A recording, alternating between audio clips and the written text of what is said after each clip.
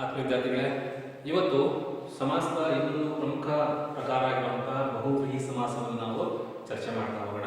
ನೋಡ್ರಿ, ಹಲವಾರು ಪರೀಕ್ಷೆಗಳಲ್ಲಿ ಕಾಂಪಿಟೇಟಿವ್ ಎಕ್ಸಾಮ್ಗಳಾಗಿರ್ಬೋದು ಅಥವಾ ಪ್ರೌಢ ತರಗತಿಯ ಪರೀಕ್ಷೆಗಳಲ್ಲಾಗಿರ್ಬೋದು ಈ ಉದಾಹರಣೆ ಸಾಕಷ್ಟು ಸಲ ಬರುವಂಥ ಸಾಧ್ಯತೆ ಇರುತ್ತೆ. ಜೊತೆಗೆ ನಿಮಗೆ ಗೊಂದಲವನ್ನು ಕೂಡ ಉಂಟು ಮಾಡುವಂಥ ಸಮಾಸ ಇದೇ ಆಗಿರುತ್ತೆ. ಸೊ ಈ ಬಹುವ್ರೀಹಿ ಸಮಾಸ ಏನು ಹೇಳುತ್ತೆ ಅಂತ ನಾವು ಚರ್ಚೆ ಮಾಡ್ತಾ ಹೋದ್ರೆ, ನೋಡಿ, ಎರಡು ಅಥವಾ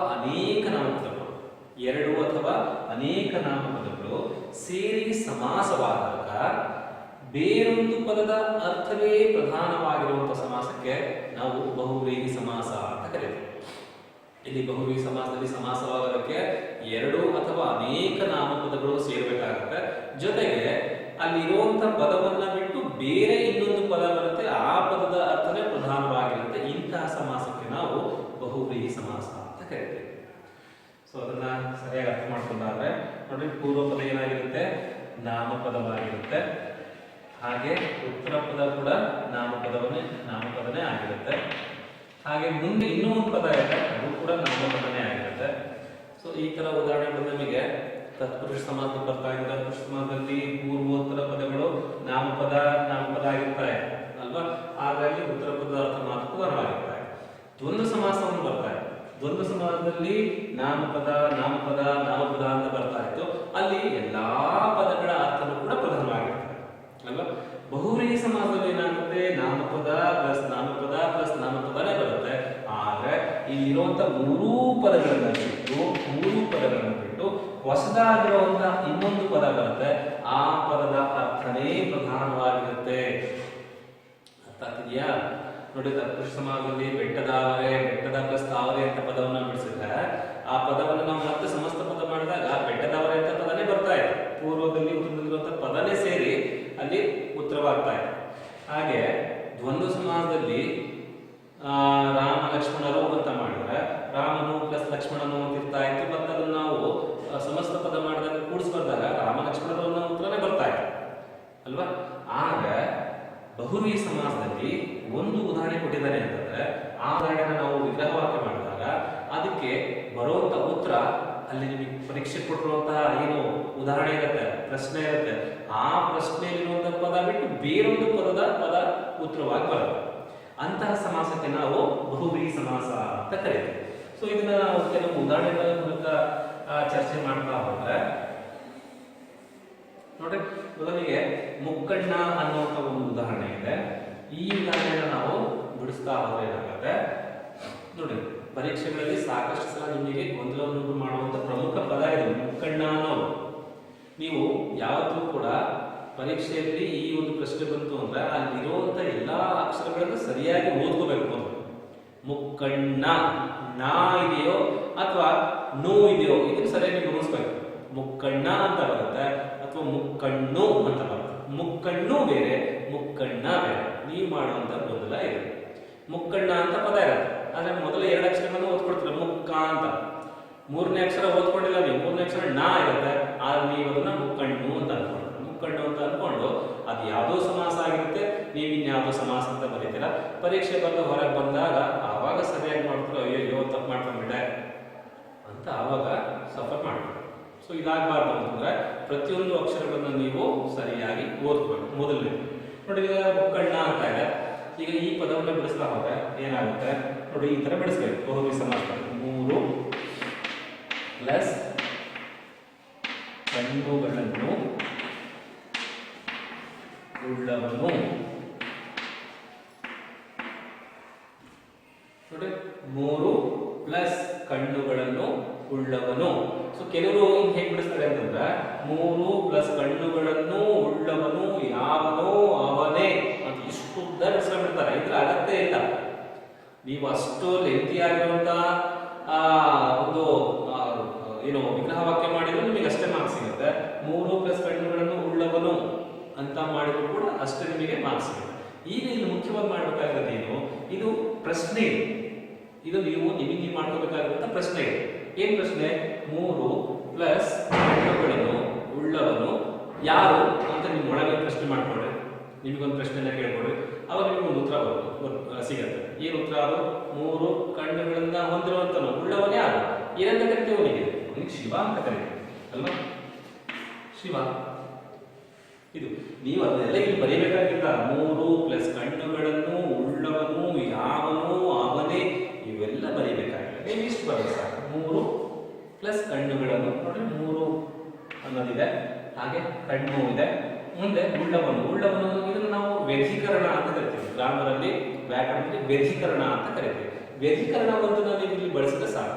3 ಪ್ಲಸ್ ಕಣ್ಣುಗಳನ್ನು ಉಳ್ಳವನು ಯಾರು ಅಂತ ನೀವೇ ಮನಸ್ಸಲ್ಲಿ ಯೋಚನೆ ಮಾಡಿಕೊಂಡು ಅದಕ್ಕೆ ಬರುವಂತ ಉತ್ತರವನ್ನ ನೀವು ಮುಂದೆ ಉಳ್ಳವನು ಈಕ್ವಲ್ಸ್ ಶಿವ ಅಂತ ಬರೆದು ಅದಕ್ಕೆ ಬ್ರಾಕೆಟ್ ಹಾಕ್ಬಿಟ್ರೆ ಮುಗಿದೋಯ್ತು. ಇಷ್ಟೇ. ಇಲ್ಲ ನಾವು ಹಂಗೆ ಬರಿಬೇಕು ಅನ್ನಂಗೆ ನೀವು ಹಂಗೆ ಬರೀಬಹುದು, ಆ ಥರನೂ ಕೂಡ ಬರೀಬಹುದು. ಅದಕ್ಕೆ ನಿಮಗೆ ಬರೆಯೋ ಹಾಗಿಲ್ಲ ಅಂತೇನೋ ಹೇಳಲ್ಲ, ಅದು ಕೂಡ ಮಾಡ್ಬೋದು. 3 ಪ್ಲಸ್ ಕಣ್ಣುಗಳನ್ನು ಉಳ್ಳವನು ಯಾವನು ಅವನೇ ಶಿವ ಅಂತನೂ ಕೂಡ ನೀವು ಮಾಡ್ಬೋದು. ಅರ್ಥ ಆಯ್ತಾ? ಅದು ಕೂಡ ಸರಿಯಾದ ವಿಧಾನನೇ.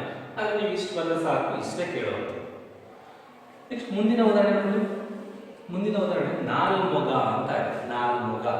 ಸೊ ಇದು ಕೂಡ ಗೊತ್ತಿರಬೇಕು, ನಾಲ್ಮೊಗ ಅಂತ ನಾವು ಯಾರು ಕರಿತೀವಿ.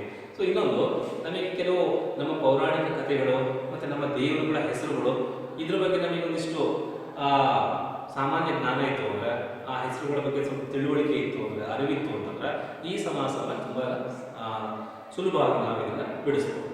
ನಾಲ್ಮೊಗ ಅಂದಾಗ ಸೊ ಈ ಪದವನ್ನು ಬಿಡಿಸ್ತಾ ಹೋದ್ರೆ 4 ಪ್ಲಸ್ ಮೊಗಗಳನ್ನು ಉಳ್ಳವನು.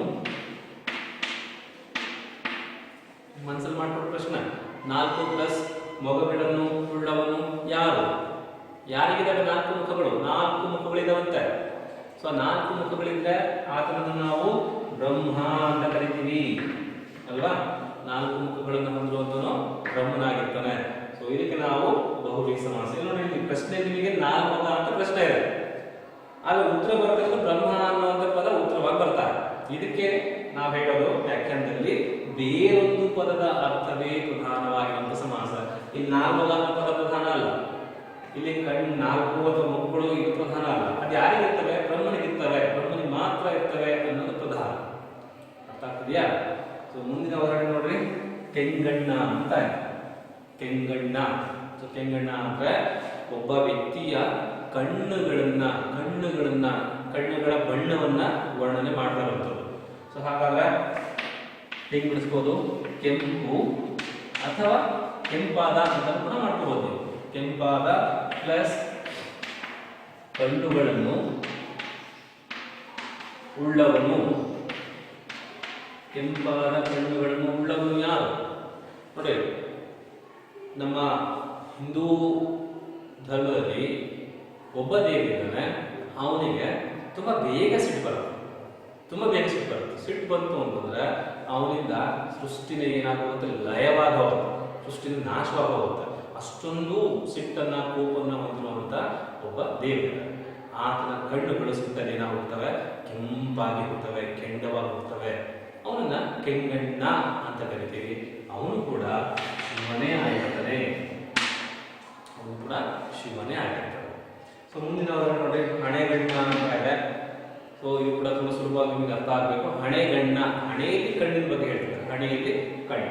ಸೊ ಇದನ್ನ ಹೆಂಗ್ ಬಿಡಿಸ್ತೀರ ನೀವು? ಇದನ್ನ ಹಣೆಯಲ್ಲಿ ಪ್ಲಸ್ ಕಣ್ಣನ್ನು ಉಳ್ಳವನು ಯಾರು? ಹಣೆಯಲ್ಲಿ ಕಣ್ಣನ್ನ ಹೊಂದಿರುವಂತನಿಗೆ ಏನಂತ ಕರಿತೀವಿ? ಯಾರಿಗೆ? ಯಾವ ದೇವರಿಗೆ ಹಣೆಯಲ್ಲಿ ಕಣ್ಣಿದೆ? ಅದು ಕೂಡ ಶಿವನಿಗೆ. ಮತ್ತು ಉತ್ತರ ಏನು ಬಂತು? ಶಿವ ಅನ್ನುವಂತ ಉತ್ತರ ಬಂತು. ನೋಡಿ, ನಿಮಗೆ ಕೊಟ್ಟಿರುವಂತ ಉದಾಹರಣೆ ಹಣೆಗಣ್ಣ ಅಂತ, ಆಗ ಬರ್ತಿರುವಂತ ಉತ್ತರ ಶಿವ ಅಂತ. ಎರಡು ಕೂಡ ಬೇರೆ ಬೇರೆ ಇದೆ. ಸೊ ಇಂತಹ ಸಮಾಸಗಳು ಬಹುವ್ರೀಹಿ ಸಮಾಸಗಳಾಗಿರ್ತವೆ.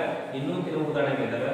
ಆ ಉದಾಹರಣೆಗಳನ್ನು ನಾವು ನೋಡ್ತಾ ಹೋದ್ರೆ, ಇಲ್ಲಿ ಮೊದಲನೇದಾಗಿ ಚಕ್ರಪಾಣಿ ಅನ್ನುವಂಥ ಉದಾಹರಣೆ ಇದೆ. ನೋಡಿ, ಈ ಉದಾಹರಣೆಯನ್ನ ಹೇಗೆ ಬಿಡಿಸಬಹುದು? ಚಕ್ರಪಾಣಿ ಇದನ್ನ ನೋಡಿ ಹಿಂಗ್ ಬಿಡ್ತೀವಿ.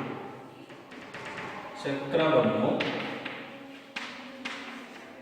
ಪ್ಲಸ್ ಪಾಣಿಯಲ್ಲಿ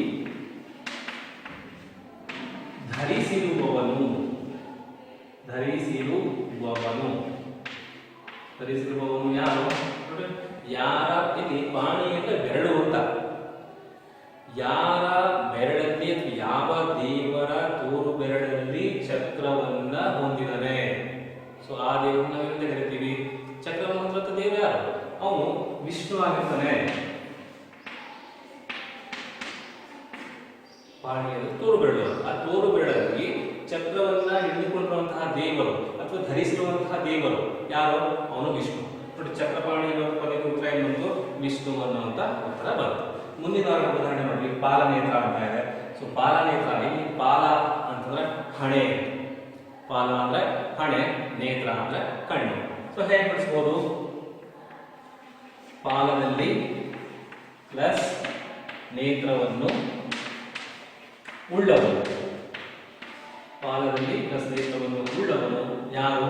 ಅವನೇ ಶಿವ.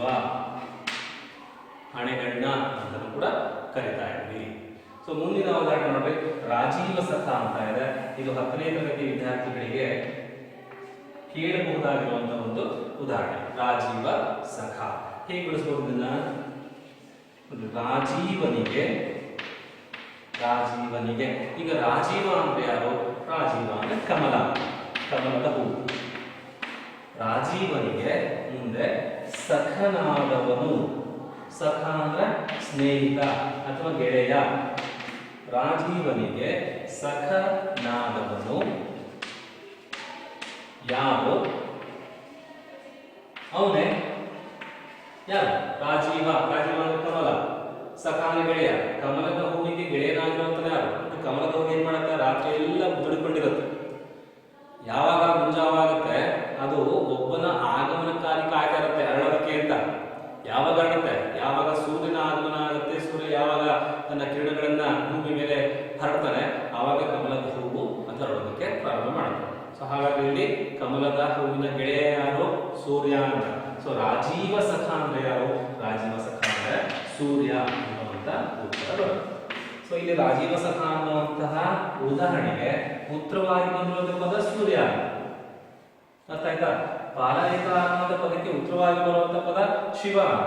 ಚಕ್ರಪಾಣಿ ಅನ್ನುವಂಥ ಪದಕ್ಕೆ ಉತ್ತರವಾಗಿ ಬರುವಂತ ಪದ ವಿಷ್ಣು. ಇವೆಲ್ಲ ಅನ್ಯ ಪದಗಳು, ಇವೆಲ್ಲ ಬೇರೆ ಪದಗಳು. ಹೀಗೆ ಬೇರೆ ಪದಗಳ ಅರ್ಥವೇ ಪ್ರಧಾನವಾಗಿರುವಂತಹ ಸಮಾಸಕ್ಕೆ ನಾವು ಬಹುವ್ರೀಹಿ ಸಮಾಸ ಅಂತ ಕರೀತೀವಿ. ಆಯ್ತಾ? ಸೊ ಇದೊಂದು ಉದಾಹರಣೆಗಳು ಬಹುತೇಕ ಅರ್ಥ ಆಗಿದ್ದಾವೆ ಅಂತ ಅನ್ಕೊಂಡಿದ್ದೀನಿ. ಸೊ ಮುಂದಿನ ತರಗತಿಯಲ್ಲಿ ನಿಮಗೆ ಮುಂದಿನ ಇನ್ನೊಂದು ಸಮಾಸವನ್ನ ಹೇಳ್ಕೊಡ್ತೀನಿ. Thank you.